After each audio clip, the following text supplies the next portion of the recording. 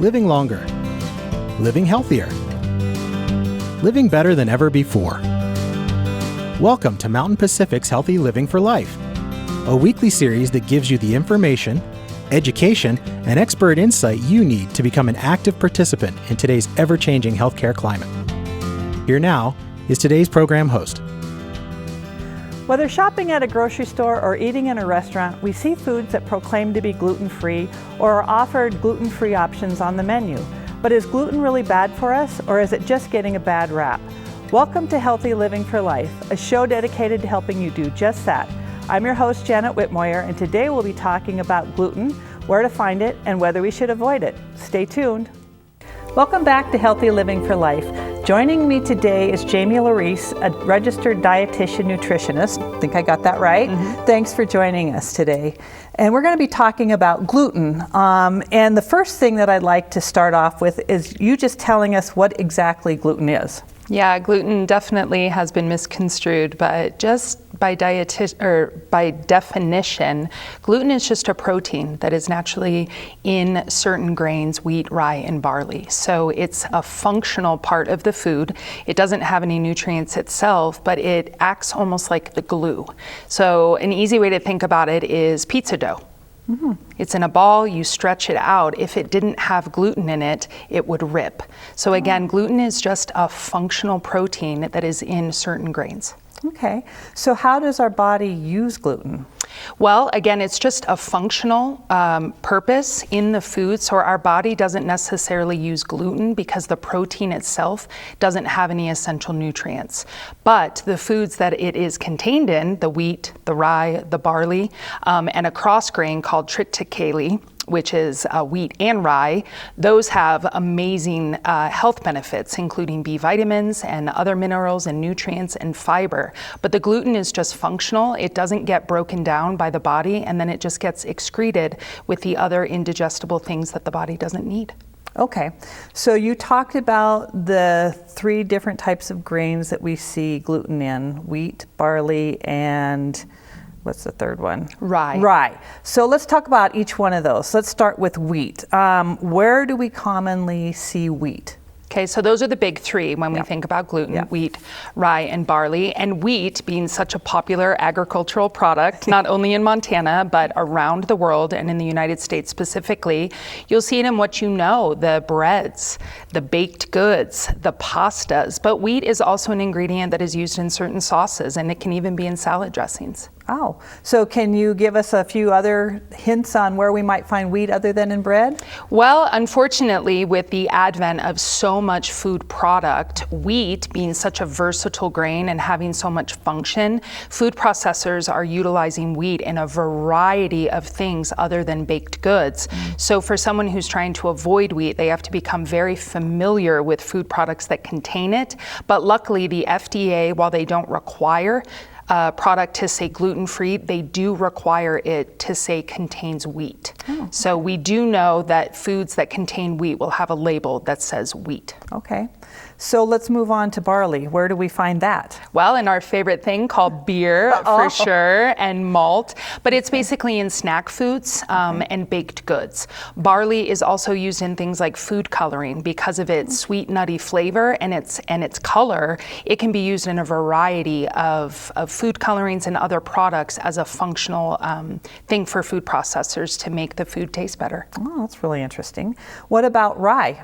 Rye is not as versatile, but it is in things that are basically rye. Rye bread, rye whiskey, rye beer. You don't see rye a lot in food products. Doesn't mean that it's not used, but if a certain food or product contains rye, it will mostly say rye right on it. Okay, so those are the big 3, but I'm guessing we can find gluten in other foods or other sources. Can you tell us about that? Yeah, so one of the other grains, like I said, is triticale, which is just a cross. People are usually not familiar with the 21 whole grains that are available.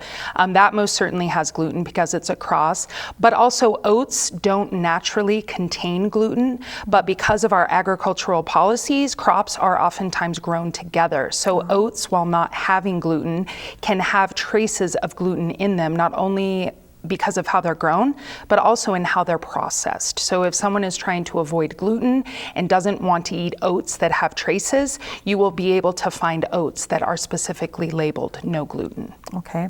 So how would we as consumers know if a food has gluten in it? Because you just talked about it being in so many different places. How could we tell? Well, as a consumer, again, the FDA is not required to say gluten-free, although a lot of food manufacturers are putting gluten-free on their packaging so that consumers understand what foods are gluten-free. Again, if someone is eating only natural, real foods, gluten is only contained in wheat, rye, barley, triticale, and then of course there's traces on oats because of the processing. If someone is trying to avoid gluten 100%, it's really important that they do research because so many food products utilize gluten-containing grains for function. And so the advent of food processing, we can't list everything here on this show, but if someone is wanting to go gluten-free, they can look for the gluten-free labeling, although it's not required, and become very familiar with food products that are known to contain gluten. Okay, and so when you're talking about the labeling, are you talking actually looking beyond the front of the label, but maybe on the back with all the ingredients on that? Is that where you would be looking? Will it say gluten in them, or you would, okay. No, it won't say gluten because there's so many derivatives. Someone can certainly look for wheat. If a product contains wheat, it will say contains wheat. That's not the same of barley or rye. And there are so many different synthetic processing ingredients that have been derived from wheat, rye, and barley that it's going to be really important that they either look for the gluten-free label or they become extremely familiar or avoid those particular synthetic products. And if they look at the ingredient list and they don't recognize the ingredient as something they could get off the shelf, they can use their Google machine and they can look it up to see if it has gluten. Okay, perfect. Thanks, Jamie. We need to take a break. When we come back, we'll talk about some of the issues that people might have with gluten. Stay tuned.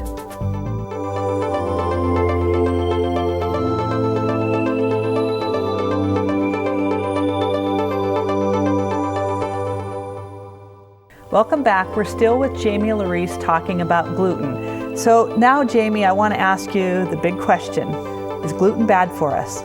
Well, we have to think of foods as having a lot of components. So again, the functional part of gluten is there for a reason in natural food. So we can't necessarily say that gluten is bad. But what we want to think about are the foods that gluten is in bad. When we think about wheat, rye, and barley, those are natural foods. If we happen to have an allergy, of course, then the food in its entirety is creating symptoms. But we want to think about food products in which gluten is contained. Oftentimes, they are also containing a lot of synthetic chemicals. They're containing a lot of sugar that causes its own inflammatory conditions, and they have no nutritive value. So gluten itself, that's just a protein. And by itself, it's not bad. But when food manufacturers synthetically take gluten out and put it in, you've lost that symbiotic relationship. So whether it's bad, no. But what's the food that it's in, and how many factors are available that says that food is either good or bad? Okay. So we've obviously become a very gluten-aware society. Why do you think that has become that way? Well, in my professional and expert opinion, I think we want to find a reason why we're not feeling well. And digestive issues are rampant, not only with things like celiac disease, which is a specific allergic reaction to gluten, but also with Crohn's disease and irritable bowel disease and diarrhea. And so basically we are creating inflammatory conditions in our digestive system, and gluten has gotten a bad rap. Not because it's just in wheat, rye, and barley, but because of the advent of so many food products that gluten is contained in, but also, like I said, the other synthetic chemicals, the other high sugars, the non-nutritive value that is creating kind of a mess in our digestive system. And so we're on this gluten-free craze because we want to alleviate the symptoms, but oftentimes gluten is not the problem. Okay, so having said that, are there people though that should absolutely, stay away from gluten? 100%. Okay. People who have been diagnosed, medically diagnosed with celiac disease cannot have any traces of gluten in their diet. They have a reaction where even the most minute amount of gluten will create an immune response that shuts down their small intestine. And when you shut down your small intestine, not only can you not absorb one thing, you can't absorb anything, because that's where we get all of the nourishment from food. Okay, so that's obviously a really serious situation. We hear of some people, though, saying they're gluten intolerant or gluten insensitive or sensitive. Are they the same things, or what's the difference between that? The symptoms can be the same, right? The symptoms of eating gluten can create an immune response where you have gas, you have bloating. But the difference is that someone who has celiac disease, when they eat gluten, they are actually damaging the cells of the small intestine. And so if they continue to eat gluten, they will damage the absorptive sites permanently in how we get nourishment, and eventually may have to get nourishment through their blood, through a PICC line. But gluten intolerance and gluten sensitivity can have the same symptoms, but they don't damage the walls of the small intestine. Instead, they are having the body create an immune response, which then becomes symptomatic, right? The fatigue, the fog, the diarrhea, not feeling well, the cramping. And so there are certain antibodies that are created with gluten intolerance and gluten sensitivity, whereas the very specific protein of gluten is what determines celiac disease. Okay, so and you mentioned celiac disease. Can you explain that a little bit more to the viewers as to actually what that is? Yeah, so celiac disease is an autoimmune disorder, much like multiple sclerosis is an autoimmune disorder or lupus. It's a negative reaction by the body. You eat gluten and the body immediately senses harmful stimuli and it shuts down the small intestine. So people who have celiac disease, for some reason, just have this autoimmune condition where they cannot tolerate gluten at all, not even a trace. Okay. And we often hear about people who are allergic to wheat, not necessarily saying gluten, but how does that play in this discussion? Yeah, so they're not the same. A wheat allergy it's irrespective of having celiac disease, although the symptoms can be the same. With any sort of allergy, including wheat, you eat that particular food and it creates antibodies. And so then you have an inflammatory response that can be felt all over the body. A wheat allergy, though, is not going to damage the intestinal walls, which if you have celiac disease and you eat wheat, it will. Okay. So how common is it to have a gluten insensitivity or intolerance? Well, statistics show that less than 1% of people have celiac disease, and upwards of about 6 to 7% of Americans have been diagnosed with gluten insensitivity or gluten intolerance. And that equates to about 20 million people. But again, it can be misdiagnosed because it's based on inflammatory conditions and symptoms. There are blood tests that can show that, but it's still a small amount of population and could be underreported for people who don't want to discuss their digestive problems. Okay. So you talked a little bit about symptoms. Can you elaborate for us? What kind of symptoms would we see if we were gluten intolerant or sensitive? So once you eat the food that contains gluten, whether it be the natural foods found in wheat, rye, and barley, or you're eating a food product, you're not going to feel well. There will be digestive issues that include gas and bloating, diarrhea, constipation, but it can also manifest itself with fatigue, brain fog. But we have to remember that our brains are connected to our digestive system, so the central nervous system is directly connected. So oftentimes the symptoms that we have when we eat foods can be related to things like stress, anxiety, and other mental health conditions. Okay, great information. Again, we need to take another break. When we come back, we'll be talking about gluten-free diets. Stay with us.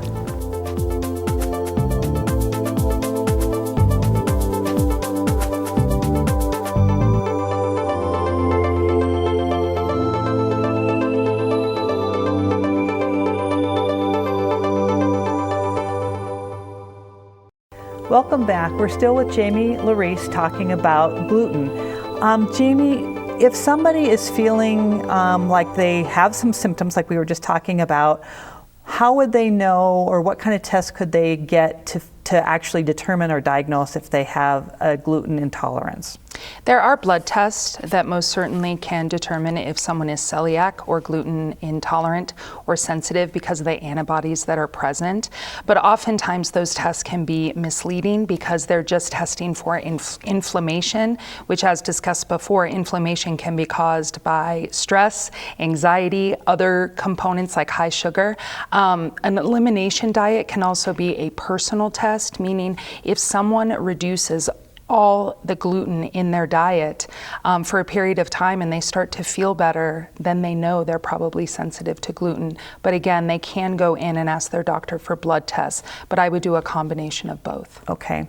So kind of moving down into the actual diet part or going gluten-free, are there potential downsides to going gluten-free, or is cutting out gluten generally a good idea for everybody? Again, gluten is just a functional part of whole grains. So if people are already eating a healthy diet that includes dairy, fruits and vegetables, meat and or non-meat protein sources, they can include a variety of whole grains that don't contain gluten. Okay. But when people cut out their grains, usually they're only eating wheat. So they've cut out all these grains, but they haven't added back in the healthy grains.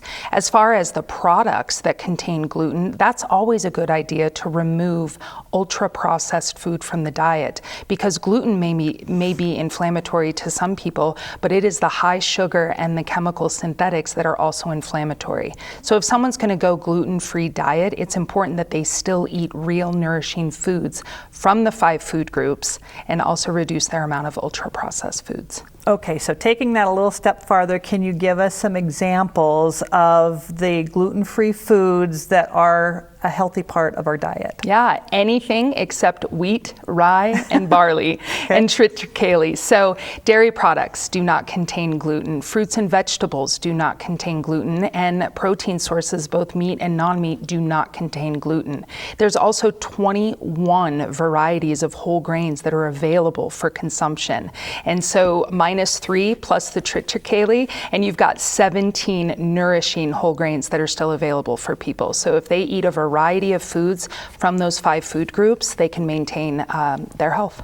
Okay, and I think you talked about that. There are other grains and starches that are part of a gluten-free diet. So can you talk a little bit more about those, just so the viewers know some names of things that they could look for? Yeah, my best advice is to go to the wholegrainscouncil.org. They have a list of all 21 whole grains that are available for consumption.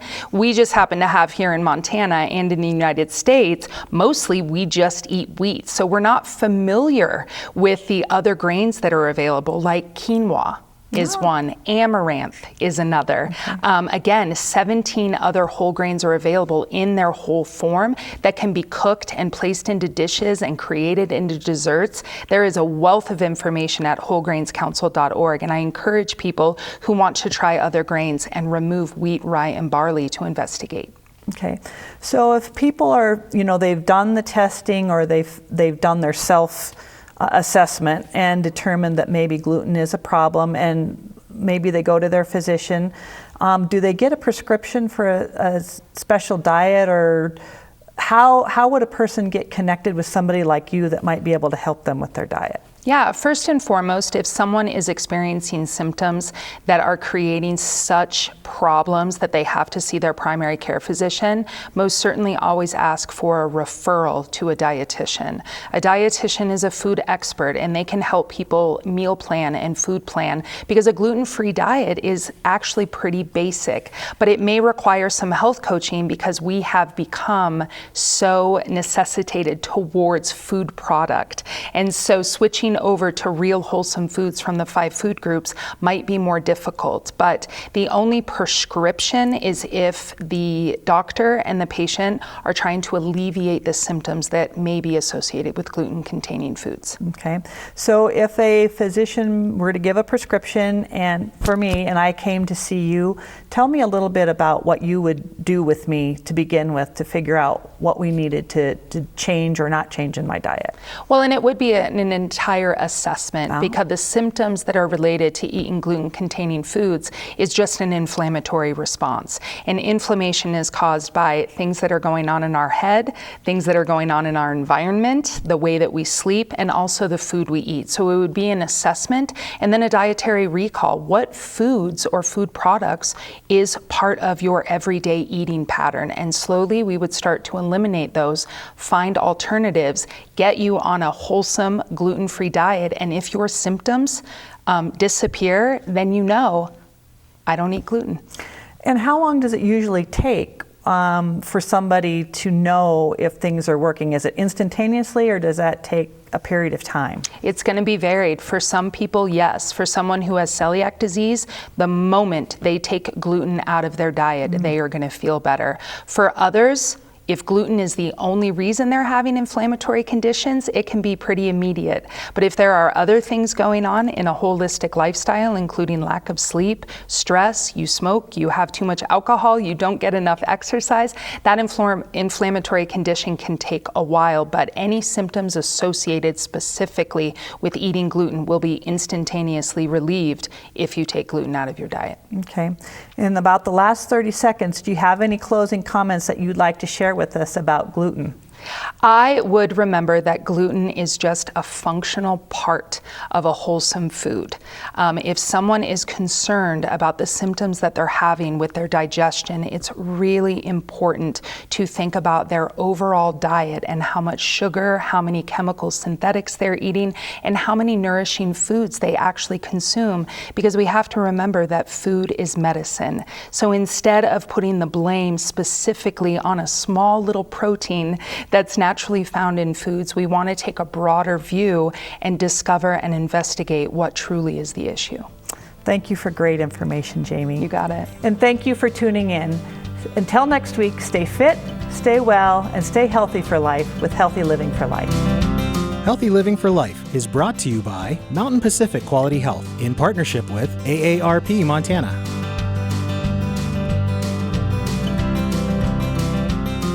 We'd love to hear from you. If you have suggestions for future programs, visit our website at mpqhf.org or call us at 406-443-4020. You can also catch us on YouTube by visiting our website and clicking on the Healthy Living for Life logo.